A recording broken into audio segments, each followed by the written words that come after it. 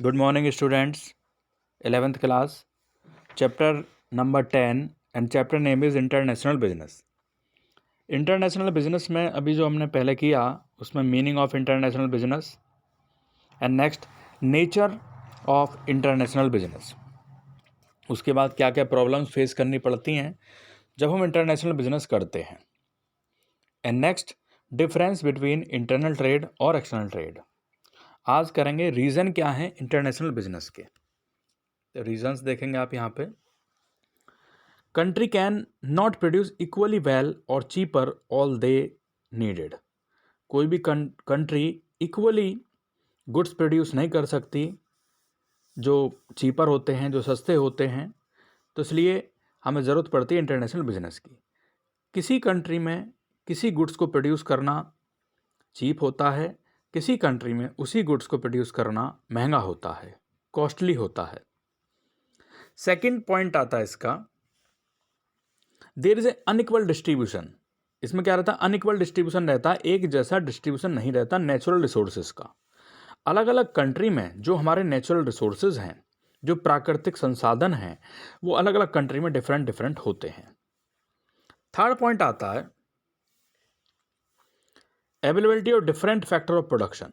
हर जगह पे जो फैक्टर्स हैं प्रोडक्शन के वो अलग अलग हैं, जैसे कि लैंड को कह सकते हैं हम, लेबर, कैपिटल और रॉ मटेरियल। अलग अलग कंट्री में नेशन वाइज ये अलग अलग होता है।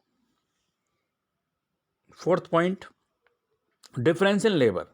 लेबर अलग अलग होती है, उसकी प्रोडक्टिविटी जिसे हम कहते हैं उत्पादकता, कि गुड्स को प्रोड्यूस करने की उसकी प्रोडक्टिविटी कैसी है, एंड प्रोडक्शन कॉस्ट, और उसकी प्रोडक्शन कॉस्ट कितनी आती है। Due to socio economic reason होते हैं, जोग्राफिकल और पॉलिटिकल रीज़न होते हैं, भौगोलिकरण और राजनीतिक कारण हो सकते हैं। फिफ्थ पॉइंट आता है there is not even a single country which is a better position to produce better quality. कोई भी ऐसी कंट्री नहीं है, कोई भी ऐसी एक सिंगल कंट्री नहीं है जो बेटर पोजीशन में है कि गुड्स को प्रोड्यूस कर सकती है। तो इसलिए हमें ज़रूरत पड़ती है इंटरनेशनल बिजनेस की, हमें नीड पड़ती है इंटरनेशनल बिजनेस की, जिससे कि हमसे लोअर कॉस्ट पर प्रोड्यूस कर सकें। कि कोई भी कंट्री है वो हर गुड्स को, एवरी गुड्स को लोअर कॉस्ट पर प्रोड्यूस नहीं कर सकती। नेक्स्ट आता है sixth point, as a result each country find it advantage to produce those selected goods और services that it can produce more effectively और एफिशिएंटली। मतलब कम से कम लागत पर और टाइम पर उसे हम पूरा करें। procuring rest through trade with other country, which the other country can produce at lower cost. This is the main reason why country trade with each other and engage in international business. तो इस वजह से सभी country international business में engage रहती हैं, busy रहती हैं। नेक्स्ट आता है इंटरनेशनल बिजनेस और डोमेस्टिक बिजनेस में क्या डिफरेंस है। इंटरनेशनल बिजनेस में ये बहुत कॉम्प्लेक्स है, बहुत टफ है, मुश्किल है then the domestic business, domestic business के कंपैरिजन में, क्योंकि बहुत सारे वेरिएशन होते हैं, फ्लक्चुएशंस होते हैं, उतार चढ़ाव होते हैं, लाइक पॉलिटिकल, सोशल, कल्चरल और इकोनॉमिक इन्वायरमेंट के कारण हो सकते हैं। टू बी सक्सेसफुल, अगर हमें सक्सेसफुल होना है, they have to plan their production, तो हमें उसके प्रोडक्शन का प्लान करना होगा। मार्केटिंग कैसे होगी? As per requirement of target foreign market. इसके कुछ की एरियाज हैं डोमेस्टिक के और इंटरनेशनल बिजनेस के। Nationality of buyer and seller, buyer and seller in case of domestic business, अगर हम डोमेस्टिक बिजनेस कर रहे हैं, अगर हम घरेलू व्यापार कर रहे हैं, अपने इंडिया में ही बिजनेस कर रहे हैं, तो वहाँ पर बायर भी और सेलर भी सेम नेशनलिटी के होते हैं, सेम कंट्री के होते हैं।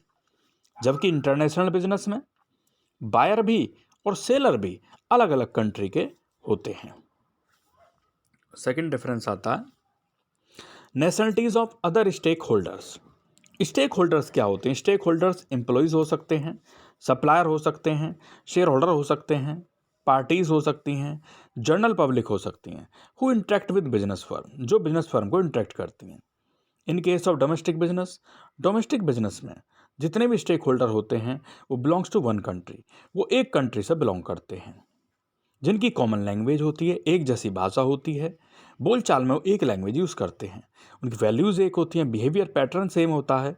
जबकि इंटरनेशनल बिजनेस में वो बहुत कॉम्प्लेक्स है, क्योंकि वहाँ पर अलग अलग वैल्यूज़ होती हैं, एस्पिरेशंस होते हैं, लैंग्वेज अलग अलग होती है हर कंट्री की। नेक्स्ट आता है third point, mobility of factors of production. The mobility of factors of product generally more, जो मोबिलिटी फैक्टर्स होते हैं प्रोडक्शन के वो जनरली ज़्यादा होते हैं इन केस ऑफ डोमेस्टिक में as compare to international business. Fourth point आता है customer heterogeneity across market due to socio cultural difference background, अलग अलग बैकग्राउंड होता है, डिफरेंट इन देयर टेस्ट, उनके अलग अलग टेस्ट होते हैं, फैशन अलग अलग होता है, लैंग्वेज अलग होती है, there is a lot of variation in demand pattern, demand pattern में बहुत सारे वेरिएशन होते हैं। इंडियन पीपल, अगर हम बात करें इंडियन पीपल की, तो जो ड्राइव करते हैं, कार ड्राइव करते हैं, किधर करते हैं, राइट हैंड ड्राइव कार करते हैं, जबकि जो अमेरिकन पीपल होते हैं वो लेफ्ट हैंड ड्राइव कार करते हैं। अमेरिका जैसे देश में जो वहाँ के रहने वाले होते हैं वो अपने किसी भी जैसे यूज़ कर रहे हैं, गाड़ी वगैरह यूज़ कर रहे हैं, 2 या 3 साल में वो चेंज कर देते हैं, लेकिन जो हमारे इंडियन पीपल होते हैं तब तक उसे यूज़ करते रहते हैं जब तक कि वो टोटली वॉर्न आउट ना हो जाए, जब तक कि टोटली वो ख़त्म ना हो जाए। नेक्स्ट करते हैं इसके बाद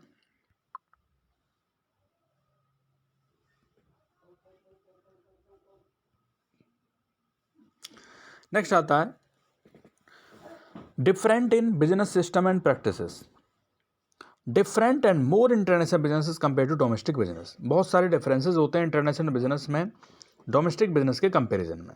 difference in economic development, cost economic, infrastructure अलग अलग होता है, मार्केट सपोर्ट सर्विसेज अलग अलग होते हैं इंटरनेशनल बिजनेस में और डोमेस्टिक बिजनेस में।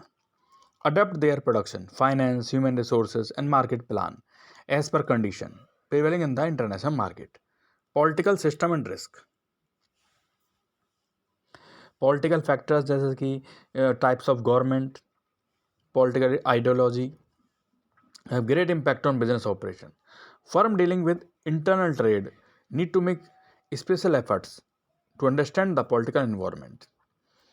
हमें स्पेशल एफर्ट्स करने पड़ते हैं पॉलिटिकल इन्वायरमेंट को समझने के लिए इम्पोर्ट और एक्सपोर्ट कंट्री में।